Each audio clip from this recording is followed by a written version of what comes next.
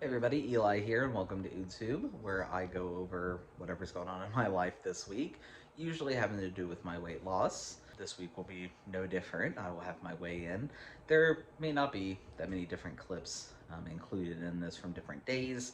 I filmed a few things, but very busy with work, plus I got sick about midweek, and then on top of that, I unfortunately lost a friend of mine that I had kind of lost touch with over the last few years, probably the last, at least since COVID, and unfortunately they passed.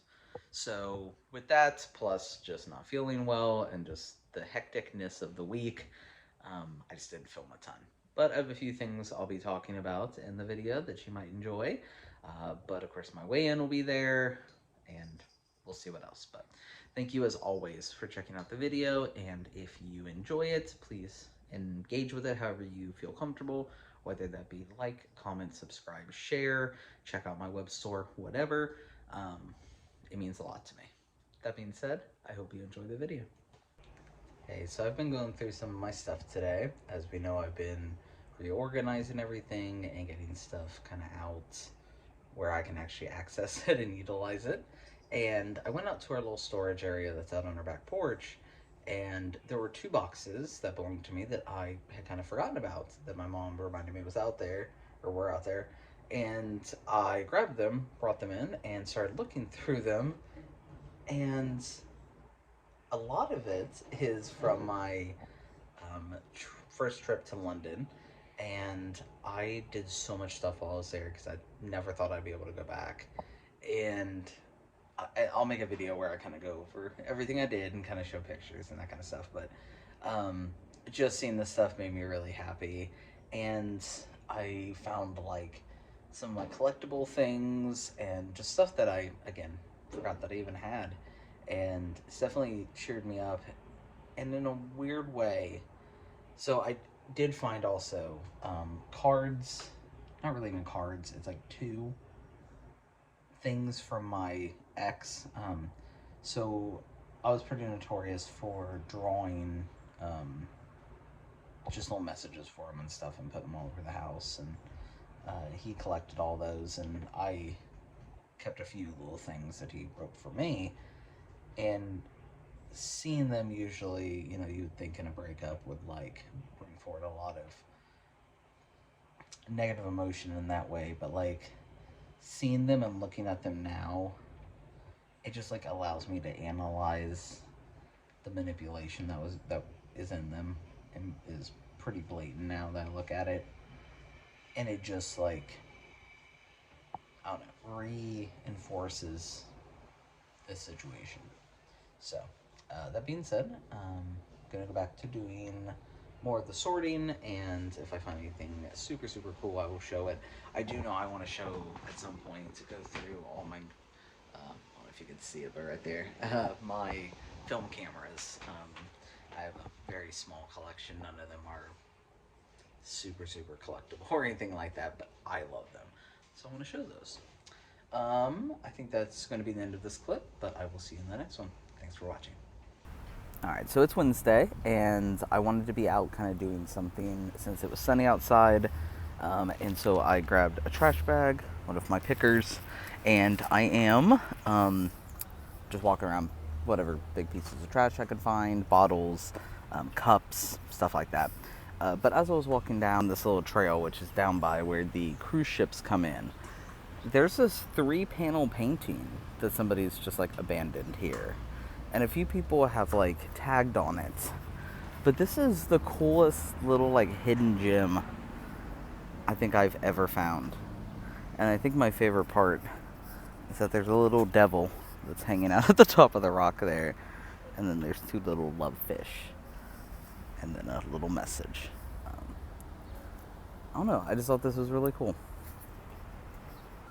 Alright, so I went down through my neighborhood, and I got a pretty big bag of trash, just from this street and the next one down. So now I'm just gonna drop it off at these dumpsters and head back to the house. But it's a beautiful day, and I was able to get a little bit of sun and listen to some music. So If you ever get the chance and just want a nice calming activity, um, excuse me, sorry about that. Doing trash pickup and just listening to music and walking around I found it to be an awesome way to be able to relax. So, if you're into that kind of stuff, let me know where and when you like to do it. And you don't have to tell me exactly, obviously, but do you like to go to parks, your neighborhood? Where do you like to go do trash pickup? And I'll see you in the next clip. So tomorrow is a big birthday celebration.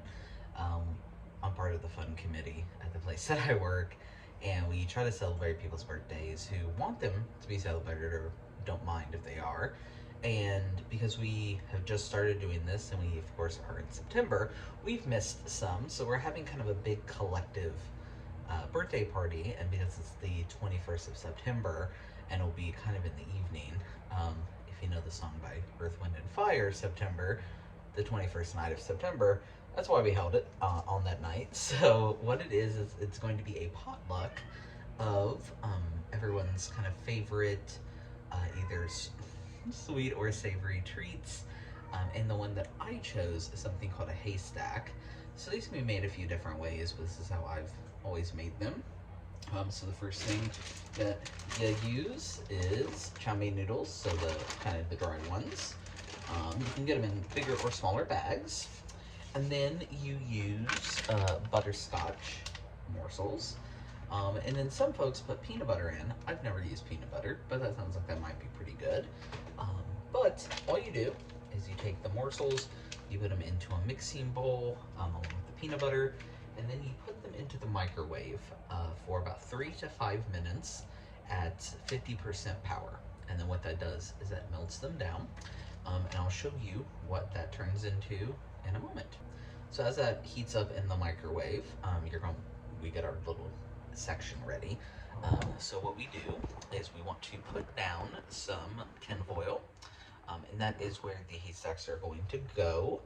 So the microwave just went off.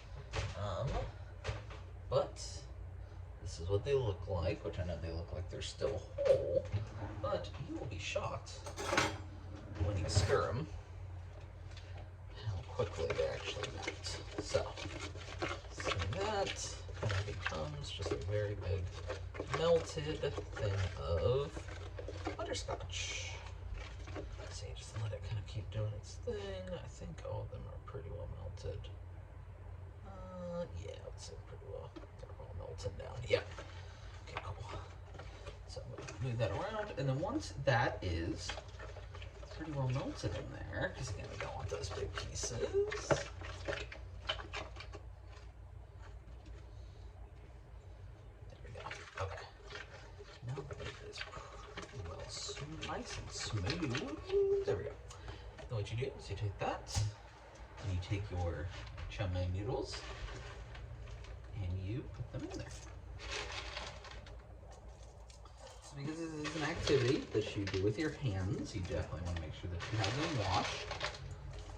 Because though I initially mix with the spoon, once it kind of cools down, I have been known to dig in with my hand. So, put them all on the top. Perfect. And then you just take your spoon, of course, in the beginning because it gets very, very hot, and you just want to mix these around. Now, to keep that the reason why they're called haystacks is because when you do this, and they're all kind of sticking out from the sides, they look like little haystacks. But, depending on how you like them, I like mine with slightly whole pieces. So I'll crush a couple of them to kind of give some filler pieces, and then the bigger pieces that stick out, if that makes sense. You might see what I'm talking about. I'm just going to make sure all that is mixed up in there, and then I have a good ratio of butterscotch to noodle, which seems a bit more butterscotch in the corner, so I'm going to add a little bit more. And depending on how you like it, I mean, I've been known to not add as many of the noodles if I'm feeling particularly into the butterscotch, because I might like mine like with heaps of the butterscotch. But then, yeah, once they're all mixed like this, what we're going to do is we're going to give it just a few moments to kind of cool down. Because again, I've done it before. I've gotten too excited and I've stuck my hands in, ready to make them, and burnt myself. So I'm going to let that cool down for just a little bit, and then we will come back to it. Okay, now that it's cooled down, we're going to get our spot all reset again. And then we're going to just jump in and get little handfuls, and you just make little stacks, just like that. And then, so you can make ones that are bigger, ones that are smaller. I like to have a few different sizes, especially when I'm taking them for folks, because some folks love them, some folks like them but don't want a huge piece, and they're kind of hard to break. To like separate for like, oh, I only want half of one. So I try to make smaller ones as well. But yeah, then you just kind of go down your line here and you make them. And then if you look at one and you're like, oh, I want to add more, you definitely can. That's the cool part about it, even after it's kind of dried up, because it will just kind of form to it. So yeah, you can get quite a few onto a sheet. Yeah, and then you just let these cool all the way, and I will show you what they look like once they're cooled. All right, so these are them. They're all, they're hardened, so you're able to pick them up just like that. And then you just bite into them and enjoy. They're nice and crunchy and sweet. And I have that one and this one.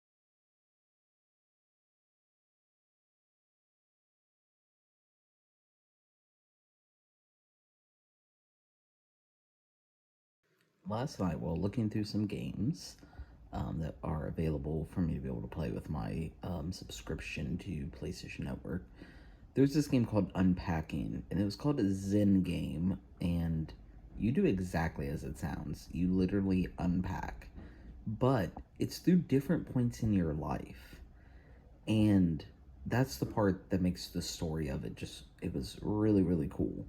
So I would recommend, if you have a console or anything where you're able to play Unpacking and you like Zen games, I would say definitely check this one out. So I'm sorry, I know that there is a much better way to be able to do this, but it will take more than I really have the effort or the energy to do right now. And I apologize for that. But I wanted to show you, so this is Unpacking. So you start off, you're a kid, so you are unpacking into your first room.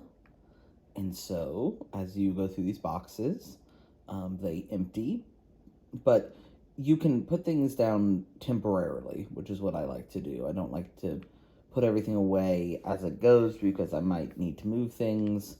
So I just like to put things generally where I'm going to want them to go, and then I go from there. But I'm playing through again. That's how much I really enjoyed it. So it's very just kind of calming, and that term of a Zen game, that's very much what this is. But I wanted to show you at least what it looked like. It's a very cute art style. And as somebody who Growing up, it was quite a while until I had my own space. I shared a space with my one of my two siblings, pretty much my whole life, all the way up till uh, high school age. But that being said, I never really felt like I decorated my own space as much as like helped decorate or just placated my siblings sometimes. But um, yeah, this is just it's a very fun game. And again, I'm getting kind of enthralled in it even as I'm trying to film this. But that being said, I just wanted to show it, and again, it's called Unpacking, and I will put the name up here on the screen. But I'm going to keep playing it for a little bit and then start to draw as I watch some more YouTube videos. But thanks for checking out this clip, and I'll see you in the next one.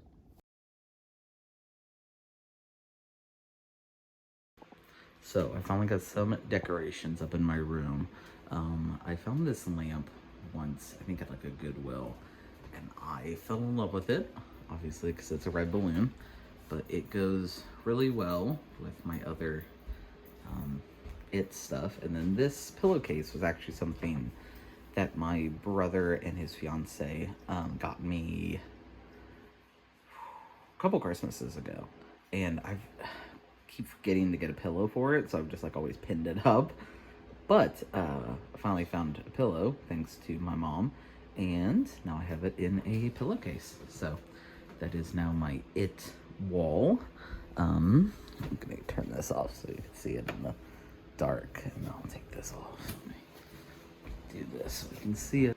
There we go, even better. Everyone, so it's Sunday, and I decided to go out and do some trash pickup. I got my little picker in my bag. I've already filled up one and dropped it off at a trash can, so now I am doing the second one. Hey everybody, it is Sunday, so that means it is time for my weigh-in. I just woke up, so I look a little ragged, so I do apologize for that. But I wanted to do my weigh-in first so that I could jump into the rest of my day. So I'm going to do like I usually do, and I'm going to put my weight from last week right here. And now, let me come over here, and I'll get all set up, and we'll do my weigh-in. All right, so we were reminded of what I was last week. So let's get this turned on. There we go. All right, let's see what was that.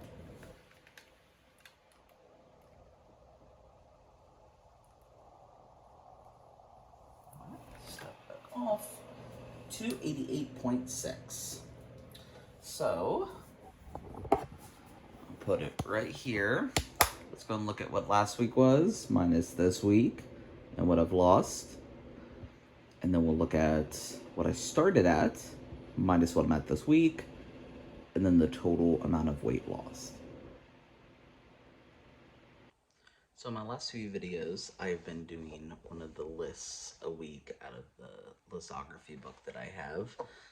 In this week's topic is list your past jobs. And so put this little picture up here, and because it's kind of hard to read because I know it's darker in here, down the bottom it says bottle counter, summer of 1992. And it's just a bunch of bottles going across the conveyor belt. So let's jump into my past jobs. Listing my past jobs, so the only criteria I really put down for this was that I had to be paid for the position. That excludes one job in here, and I will kind of explain that and why. But yeah, being paid is going to be what I'm going to have to cut off. And I only say that because I have volunteered in a lot of positions, been elected into certain positions, that kind of stuff, and I did a lot of work, and it was very much like a job, but I didn't get paid. So I'm going to consider this to only be jobs that I put down on my taxes.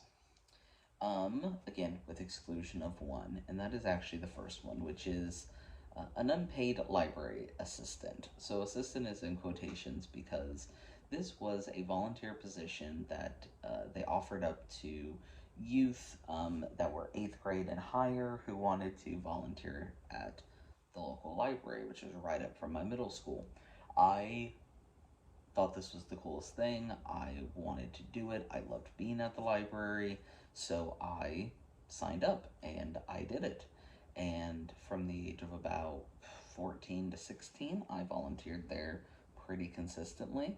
I did stuff that I technically wasn't supposed to be doing, like actual work based things. Like I was getting the books out of the book return, I was filing books away, I was alphabetizing, I was um, helping to respine books, these kind of things. Where originally I was really supposed to be helping just with kind of more menial tasks, but they had me straight up doing everything.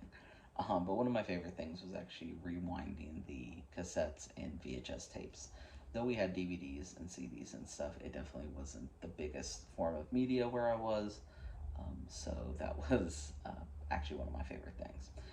Now, when I turned 16 and I could go to work, I applied at the library, having been told that I was going to be able to get a job there, and I was declined. And I was declined because they said I had to be 18 to work there, though nobody had told me this for the 2 years that I gave them for free.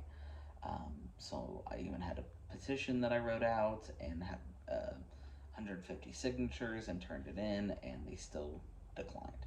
So after that, I had to go get my first job somewhere else, which that ended up being the same place that my brother got his first job, which was at a local grocery store. So my brother had originally started off as a bagger and then moved to being a stocking, somebody who did stocking, and I was wanting to come in as a cashier. Um, but long story short, and I might share that at some other point, I was told I was not pretty enough to be a cashier because I was assigned female at birth. So I was told I was not pretty enough, and therefore they put me as a bagger. Um, and I would have to go get carts. I did bagging, and I was literally the only female identifying, female presenting person who was not a cashier. So that was very embarrassing. Um, Finally, after that manager retired, I was able to become a cashier. And I still remember a lot of those produce codes, which um, I wouldn't say it's helpful, but it's definitely not harmful. But one thing that I did, that I will say was very helpful from being a cashier, was just knowing, even if I didn't eat a particular produce myself, just knowing what it was.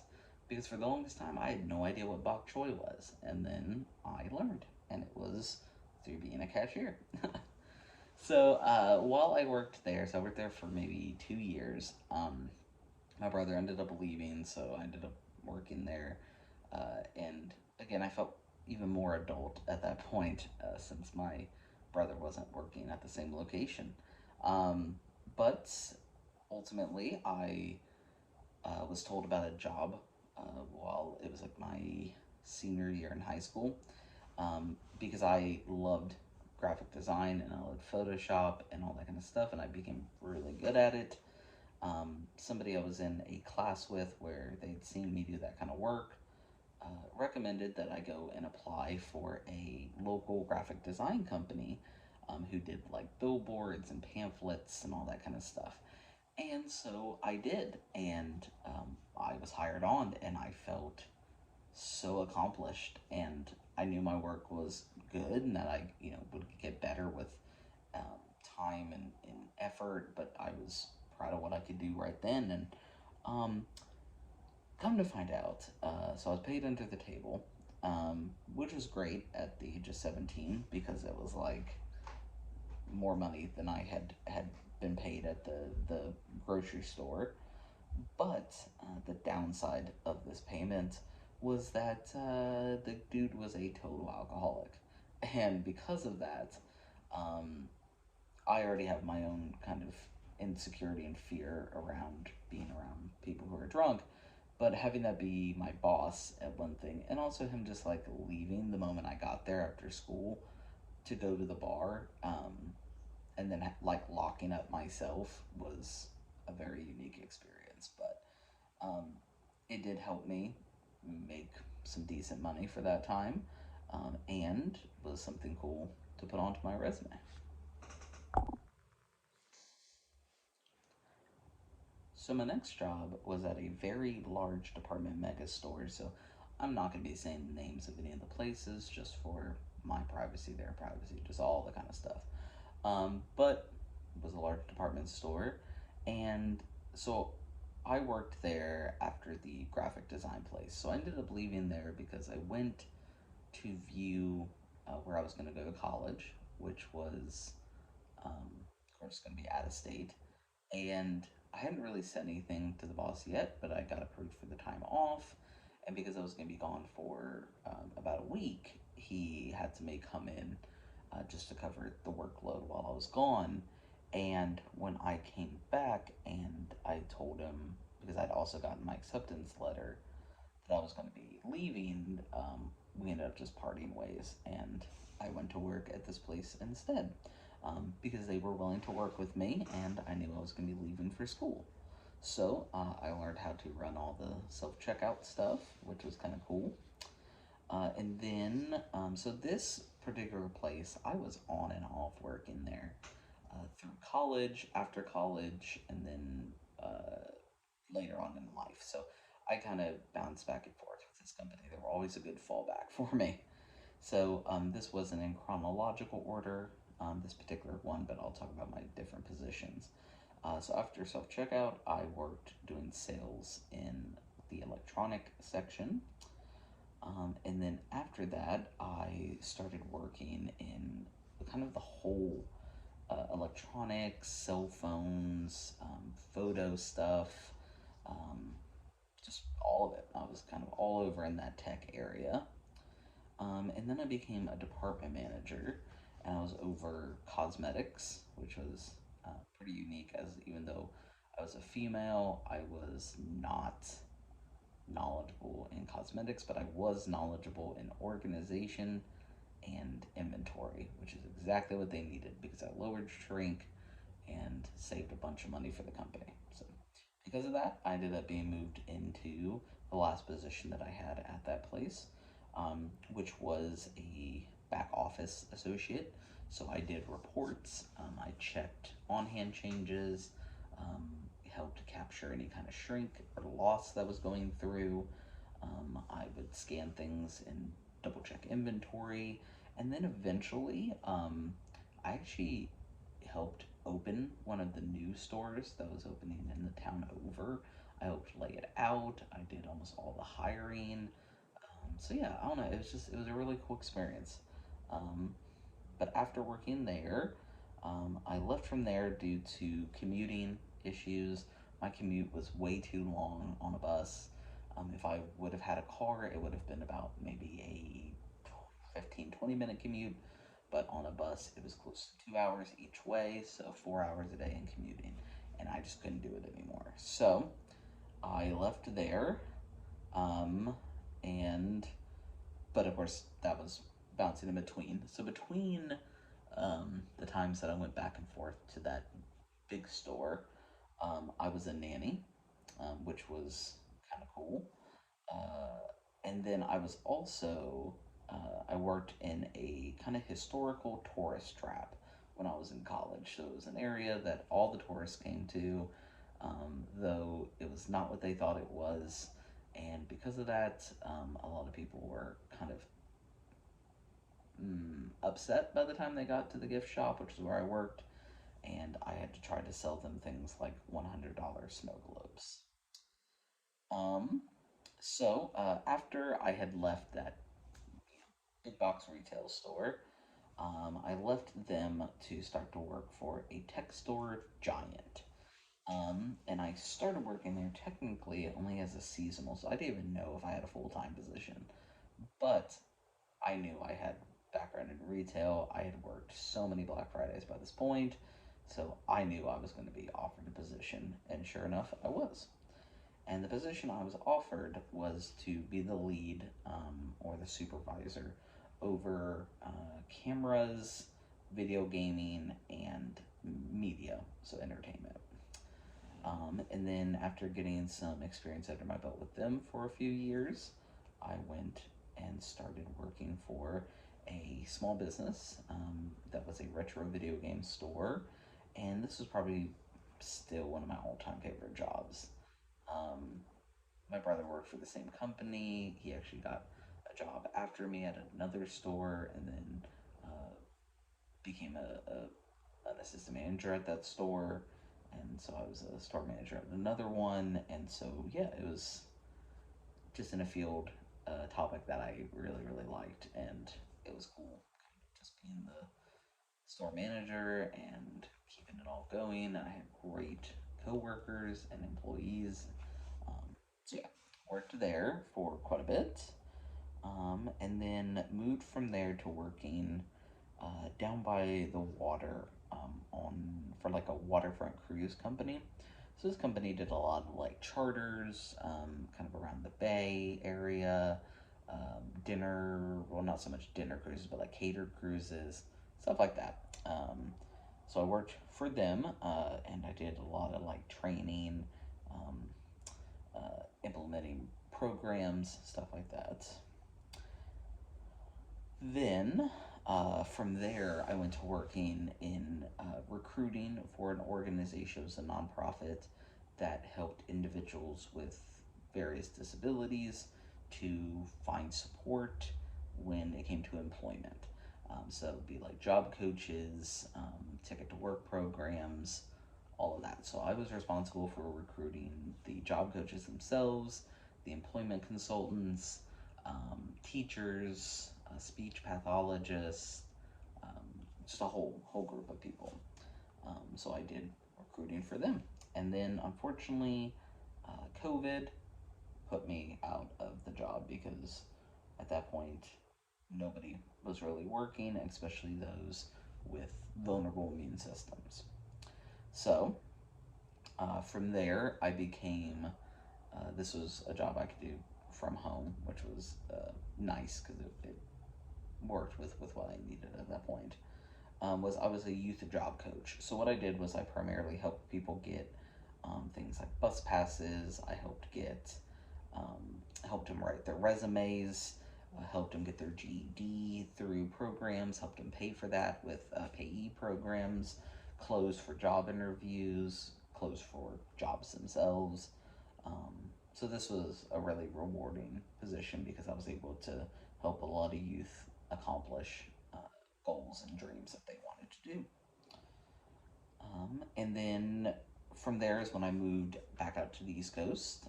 And the job that I took out here was with another nonprofit, which worked with homeless youth. And so I helped with prevention and training. So that was stuff like making sure, we were teaching sex ed, and especially inclusive sex education, which was something I was very big about, which was making sure that the inclusion of LGBTQ plus people um, was there. So that was a big point of what I did. And that leads to the job I'm in now, which is in what is called harm reduction, which is just as it sounds. The job is all about reducing harm um, for others. In the topic that I work in is in substance use. So I work to make sure that folks have clean supplies. I help people who are experiencing homelessness and addiction. Um, so yeah, whole series of things. But that is actually the last bit of my jobs. So thank you so much for uh, listening to all this. And if you want to share any of your jobs that you've had, maybe your favorite one in the comments, I would love to hear about what you do for your career right now. Thanks so much for watching through these, and I'll see you later in the video. Bye, everybody. Hey everyone, thank you for tuning in to another week's video.